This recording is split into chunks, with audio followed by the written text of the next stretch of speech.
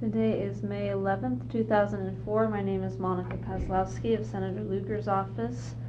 The veteran being interviewed today is John Davis of Bloomington, Indiana, born October 29th, 1927, in Livermore, Kentucky, McLean County. He served with the Army 114th Combat Engineer Battalion, is that correct? Highest rank achieved sergeant. And he enlisted in the service in 1950 and was discharged in 1952. Was drafted into the service. Okay. And why don't we go ahead and begin by that? Would you like to explain how old you were and where you were at in your life at that time? Well, I was, what did we figure out, 21 maybe? Okay. And I was working in Wyandotte, Michigan, at a factory for Swader Brothers. And I got the call from McLean County Draft Board, and I come back home and was sent to Fort Knox and was inducted there, and from there transferred to McCoy, Wisconsin, with 114th, had 6 months basic, shipped out in early spring to Korea, and left Pier 91 in Seattle, Washington on Headed for Korea. yeah, and I remember it took about 16 days. And then we got another ship from Japan and come into Incheon and come in by landing barge. On kind of high tide, they stopped, and then we had to hit the shore in those little boats. Now, what was your duty? What were Well, some of the things that you had to do? My combat engineer training was no longer. They pitched me a rifle, and I was an infantryman. I was a assistant squad leader from the time I hit the deck until about, I'd say, 2 weeks after I was there. Was on patrol, and the squad leader he went down, and then I moved up in his place. And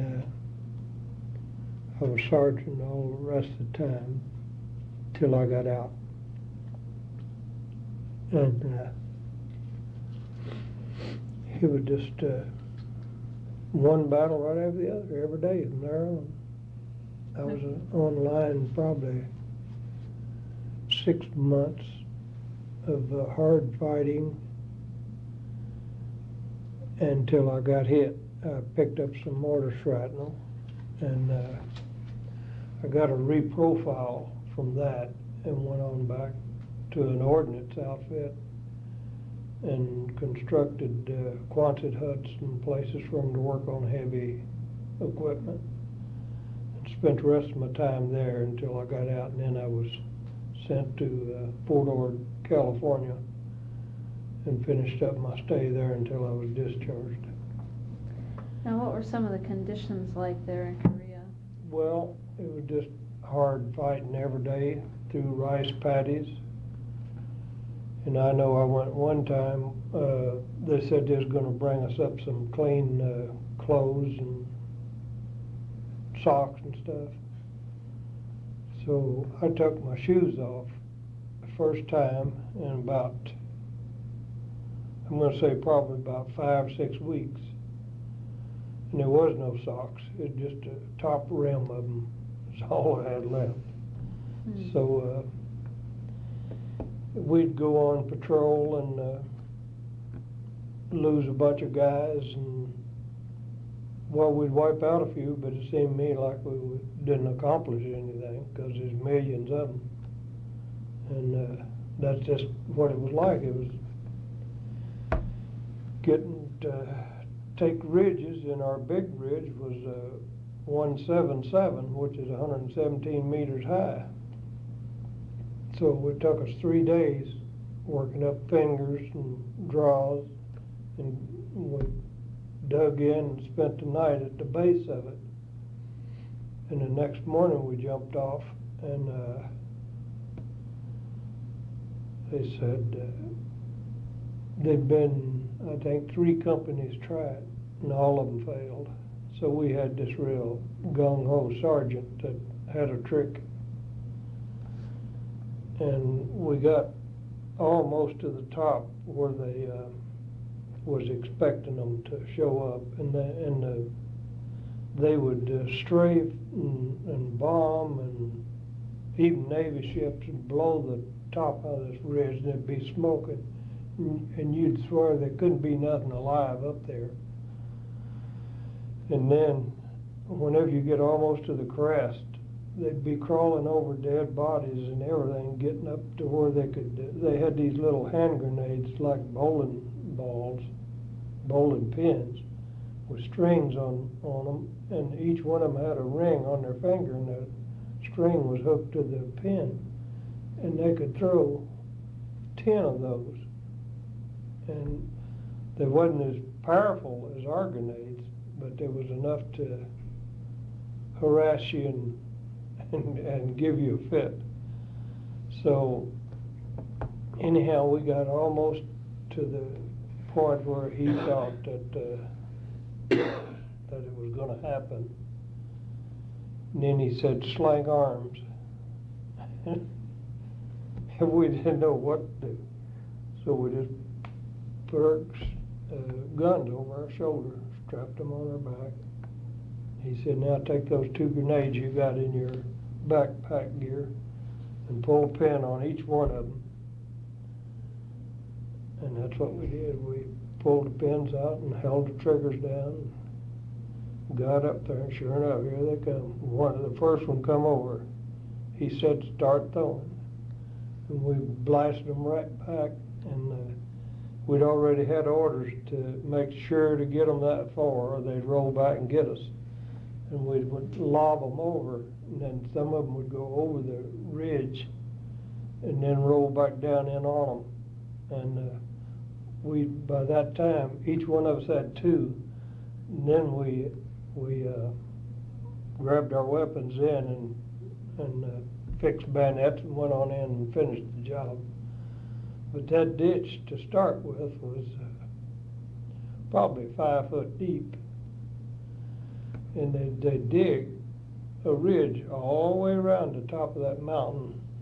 And back here they had one leading off to their supply dump. And each one of them had a hole dug in, probably about 6, 8 feet apart. And they dig back inside of the hill, and then J-hook it and go over this way. So all that stuff that was falling didn't get to them. They was back in there, each one of them. And they had heavy timbers over the top of that, and mud and everything. So the ditch, the 6-foot ditch, I'd say, there was just probably a foot of it left that it wasn't bodies. And they'd been even in there from other tries, other people that got wiped completely out trying to take that knob. And anyhow, we got it, and got them on the run. They was going down the ridge on the way back to escape, and we mowed a bunch of them there. And were these Chinese or Koreans? I'm going to say they were Chinese. They were all mingled, and the Chinese were seemed like a little shorter people, but other than that, you couldn't hardly tell them apart. From the Chinese and the North Yeah, Koreans? and I was clear up into China when I got hit with mortar. I was a little town called Agel Sang Ni, and it was clear past the 38th parallel up into China. And but it was something like that all the time. And then we went on one night patrol, and it was just almost pitch dark, and we was going down this draw and getting ready to work our way up the ridge. And all this noise started. They had little bitty short bugles about 8, 9 inches long, and about 5 or 6 of them was blowing down, and they was trying to charge us, and didn't very many of them even have a gun, and the ones that had them wasn't shooting them. I don't know what they was thinking. They was gonna overrun us, just ignorant, I'd call it. And we dropped a gob of them. We only lost 2 or 3 men. But they finally got all they wanted and hightailed it back. We shot up flyers and everything, and it looked like the mountain was full of them. But like I say, half of them wasn't packing guns. In several incidents, battles we were in, they would be maybe one guy out of 6 that would have a weapon, and the rest of them would be packing a bag of rice around it, sewed up into a white bag about 5 inches in diameter and probably 8 to 10 feet long. Then they'd tie the end of it together, and I guess that was their supplies to survive up there from now on. Just get to a ditch and get some water and eat some rice. They didn't have clubs or knives or anything? No, it's the craziest thing they do. They just thought those bugles, I guess, would scare us and we'd run back or something. I don't know, but it didn't work. And just a whole lot of stupid stuff like that. I know this one village we went into, it was just a little grass thatched roof hut. There was 3 huts around, and we had orders, something like what's going on over there now with the prisoners. We'd had some orders to take everything between there and the line, get it out, either send them back or send them out or destroy it. So this one lieutenant run into this grass hut that had 3 women in it. One of them had already been hit with a strafe round from a plane and had gangrene set up, and she'd lost a leg, just rotted off. And this one younger one was pregnant, and another one was real old, just 3 old women. And he said, Sergeant Davis threw a grenade in there, and they'd already had the interpreter to ask them if they wanted to go back, get behind the line. And they said no, they were staying. And so I said, no, I'll give you the grenade and you throw it in there. He said, are you going to refuse a direct order? And I said, well, if that's what you call it, I am. I'm not throwing no grenade in there. And there was some kid from New York or somewhere in the northern part. I'll do it, sir, I'll do it. He threw a couple of grenades in there, and that was the end of that. But that's just part of war. A whole lot of unnecessary stuff, you know. Like, we'd be going down the road, and there'd be some gung-ho, smart-aleck guy. We'd be on transporting from the East Coast to get somebody out that was trapped on the west or something, and they'd see an old papa son or a mama son or something with a big vase on top of their head, is the way they carried everything. And they'd shoot it. They'd take the M1 and shoot it, bust it just to watch the stuff go all over. Or maybe shoot one of their cows that they was plowing rice paddy with, or just crazy stuff. And I mean, it had nothing to do with our combat. But this patrol, the first patrol I was on after I got over there, is where the sergeant got killed. And she was reading me a book on Korea, and Talking about me, not the... it had a lieutenant in there, a lieutenant middlemass, and he was the guy that made me sergeant from corporal.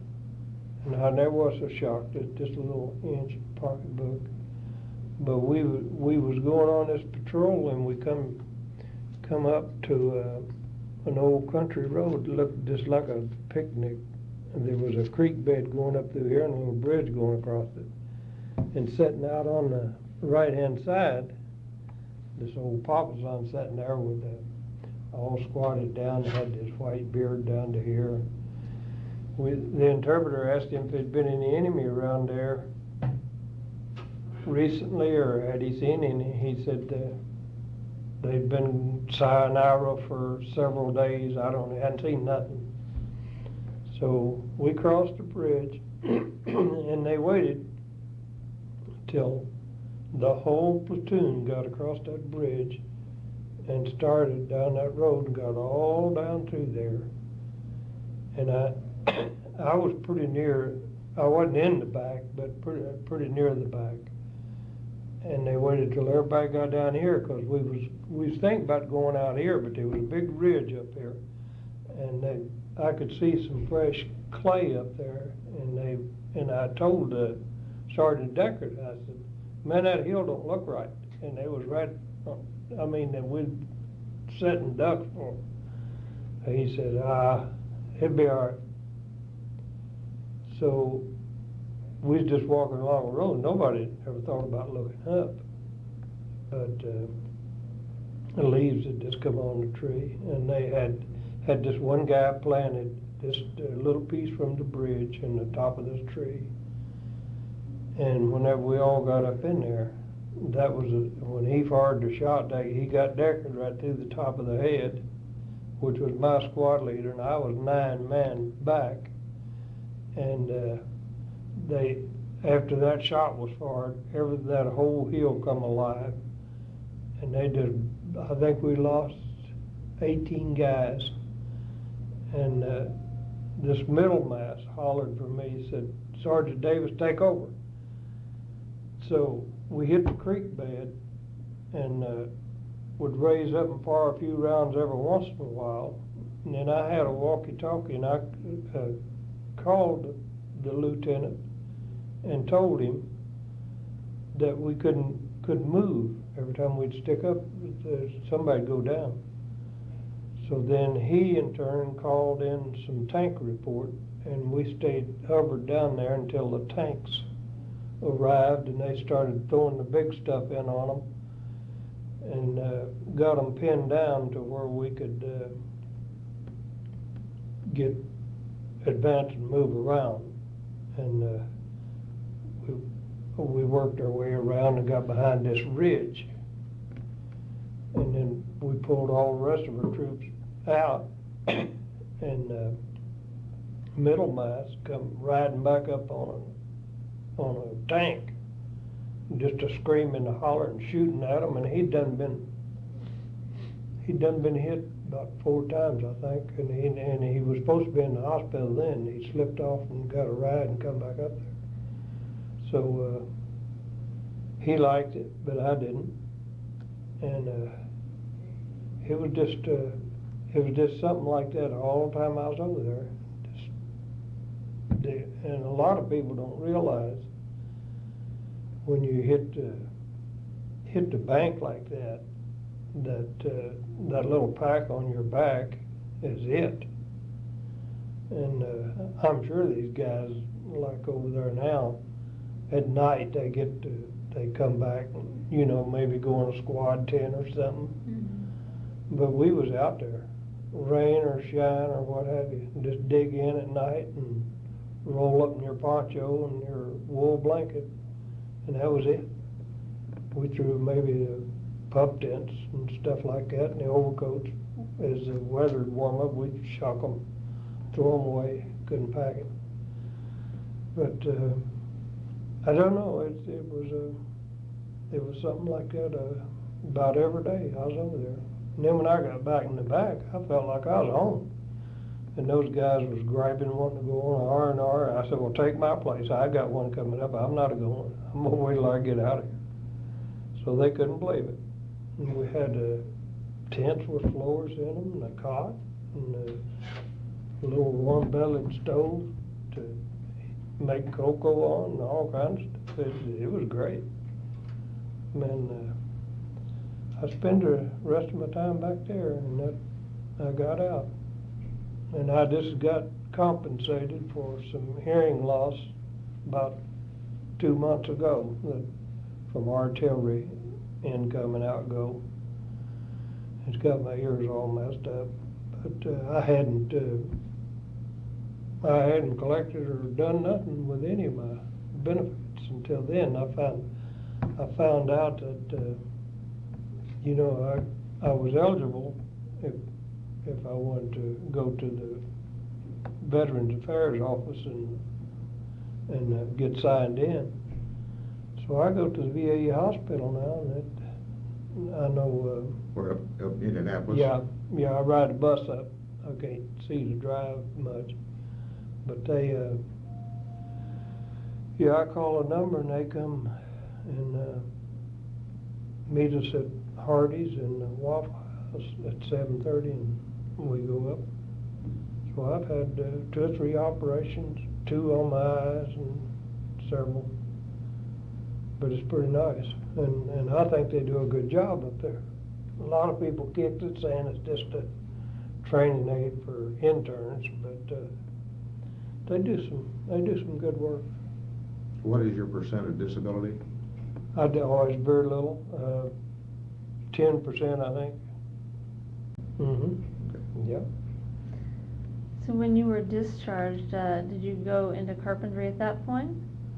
No, I was working in a furniture factory when I was inducted, and I'd worked in Livermore, is a very small little town, population about 1,500, and they had 3 chair factories there, and everyone in the whole town worked there. They walked to work, and my dad taught us how to build boats and sheds and what have you.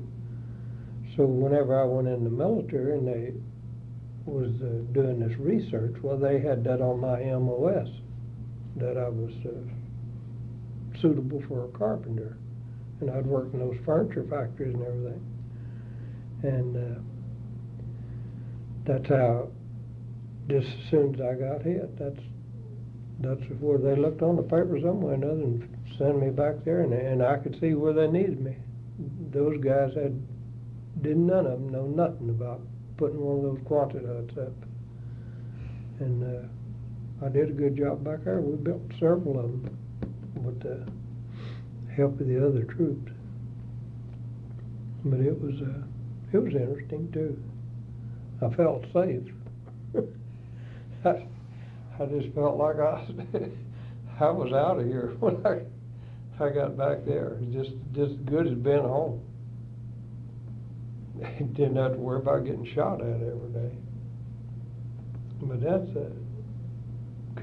combat is it's a crazy thing, and it works different in every war, I guess. It's I think NAM was kind of crazy like that too, but this one over here now, I really feel sorry for them guys.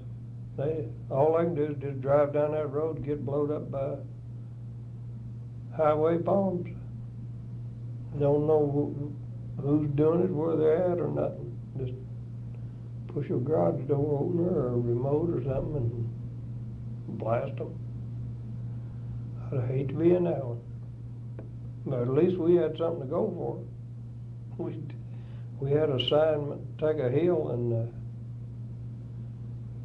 I know the 10th Engineer Corps was to build us a bridge across the river over there, and it was a straight up rock cliff that they were dug in on top of, and we were supposed to get across that river and go around and work our way around and cut them off and destroy them. And this, every time they would pick up a piece of that metal stuff and start out toward that creek, they'd down them. And I don't know how many men they lost, and they go get back behind the ridge and talk it over, and he called into headquarters, and they called the general, and they said, "Sir, it's impossible to put a bridge across this thing the way they're fortified up there, and we can't do it. And his reply was, put the bridge across there or don't come back. That's what the lieutenant said his answer was. So that made him mad. And then we all pitched in and put the firepower and everything we could to the top of that hill till they got that bridge in there, but they lost a ton of men getting that in there. But then we got them. We worked around and got them, but that's a heck of a price to have to pay for something like that. Don't make sense. No war does, I guess. Now, did you keep in contact with anyone that you served with over the years? We had a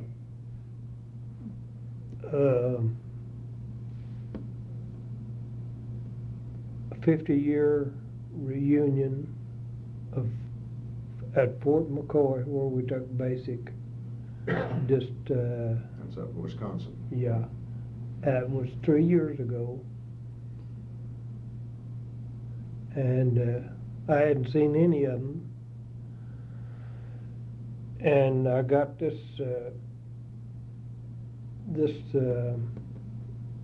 call from a guy, and it was Bill Hempsel. I said, what? I said, how'd you get a hold of me? And he said, man, it wasn't easy. He said, I've tried for 3 years, and we're having a reunion out. And you guys, I said, man, I can't see how to drive. I can't get out there. I'd like to, but I can't do it. And he sounded like he used to when he was a kid, but he said, well, I tell you what, I know a guy's going to be coming through there, and let me talk to him, and he'll get with you. And it was my squad leader that gave me the training out there from Winona, Mississippi. And that's where a lot of them was from. And anyhow, to get back to Bill, I said, how'd you get me? And he said, well, we tried for 3 years, and we called.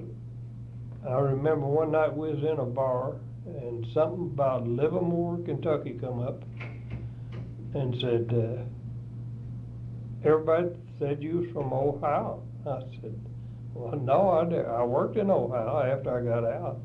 But he said, I said, well, how'd you get me in Livermore? And he said, I just called Livermore, Kentucky. I got the operator and told her to give me Livermore. She said, well, you got to have somebody. He said, give me the mayor. So she gave him the mayor, and the mayor said, no, John don't live here, but said, all of his relatives are just down the street here. He said, you give me about 10 minutes and I'll get you a number. And he said he just slammed the phone down and said, well, that's all of that. He knew he wouldn't get no call back. So in less than 10 minutes, the mayor called him, and he had my number. My brother gave it to him. So he called, and he rigged me up with this guy in Winona then, and he said, yeah, he called me, he just tickled to death. He said, I'm going to swing around through there and pick you up, and we're going to go out. And he said, I'll come through Terre Hut and cut back through the back door in there. And he just talked so southern like that. I said, well, that'd be great if you'd do it. So he said, you send me a map of how to get there. And I drove out up to Garrison Chapel, and I marked it 2 miles from my house, and then 2.5 miles out to the Ellisville Road, and then the end in there, and mapped it all out and put the mileage on it and drawed it out for him. He drove right to my door, right down there in the boonies, and a great big old fat bald-headed guy, and I knew he was coming. I wouldn't have known him from nobody. And we was all like 28 around the waist and 140 to 60 pounds. Nobody. You were all kids back then, you Yeah. weren't anymore. I tell you what, it's a good thing we was too, we'd never run them ridges like that. And a lot of them didn't, they conked out. I've seen them just get down and foaming at the mouth, and the sergeant said, get up, you gotta go. I can't go. And they try to get water down them and everything, they just finally have to get a litter, back them off of the ridge, they couldn't go, they wasn't faking it either. It was hot, and it was straight up, most all of it. And that whole country is nothing but just from that draw goes up through the middle of it, and then outside of that, you're gonna run into ridge after ridge. And you can't find a shade tree anywhere. No, it's just all little, they make do with those little hills, though, they tourist it down, one patty right on down, just like Star Steps, every bit of that's rice paddy. But they have a funny way of making a living. But there was only one building that, I think it was left standing, stone building, and it was a University of Seoul. And we had our company headquarters in that big stone building, and everything else was flat. It was just tore up. But then there wasn't like no skyscrapers or nothing. But my boy, he's a 22-year Marine, and he did a lot of duty in Japan, and he visited Korea, and he said, well, Dad, you wouldn't believe there's skyscrapers and everything over there now. Big buildings, nice. So I wouldn't know it if it was it. But anyhow, that reunion was something to get out there with them old bald-headed guys and fat. All of them was that. But they're having another one now. I got a letter the other day. It said my money had to be in by the 15th, which I told her I'd. And then this guy that called, he lives in Michigan, the guy that got a hold of it. And then the one down there, he told him, he said, well, he's got to come through there to get down here too. Where's the reunion? It's in Jackson, Mississippi. Yeah, Michigan, I mean, it's gotta come right through. Yeah, but anyhow, he's had a heart operation since then. I sent probably 14 of them Christmas cards during Christmas, and a bunch of our graduation pictures from the service, and it just thrilled the time out of them. I went to Kinko's and had our little, well, there was postage stamp size of our platoons and the whole mess. And Kinko blowed them up to it's about as long as this, 3x8. It was on a 3x8 sheet of paper. I rolled them up and bought tubes and mailed them out to them. And they thought that was great. They blowed each one of those pictures up a little bit bigger than billfold size in that whole mess. But it was I don't think I'll go to this one because I know what they look like now. and they know what I look like. But it was I don't know if it was a letdown or just what, but Hey, but you're still kicking. That counts for a lot. Yeah, being on top of the ground is a big part nowadays. But I visited that, and they had did a lot to McCoy. They had restored most of the camp and modernized it and everything. And our little unit with the red roofs and the white shingles is still down there, and they got a picket fence around it, and they've made like a museum of it. And you got to get a guard or somebody to let you in. But we seen my own barracks where I slept. I got a picture of her sitting on my bunk. It's still there. And they got a little showcase with some of the combat boots in them that we wore that you can't find nowhere. My boy got me a pair just the other day, and I've been looking for some for 10 years. And he found a pair that was about wore out, and got them for me somewhere. I don't know where. It's kind of leather, got two straps Yeah, on top. got 2 straps. You got some? Well, I wouldn't tell you, 'cause you I'm looking for a better pair. Oh. I'm just wondering what happened to them, 'cause I know there was millions of them made, because World War II used them also. Because this guy's, the ones I got, has got in deviled ink, his serial number, his name and everything's on the inside of that leather band. Yep. But I imagine he's long gone, he was a World War II man. But, no, it's amazing. But that was the biggest thrill I had out there, is to seeing, our mess hall was still there. And, the day room, they'd started to taking it down because they was gonna eliminate those asbestos shingles for health hazard. And, I got a picture of it before it hit the ground. But it was a good trip, and then they had a cranberry festival there. We got to go over and see it. It was interesting, but them guys, they all got old and I didn't. I think that's what happened. Well, I appreciate you coming in and sharing your time and service with us.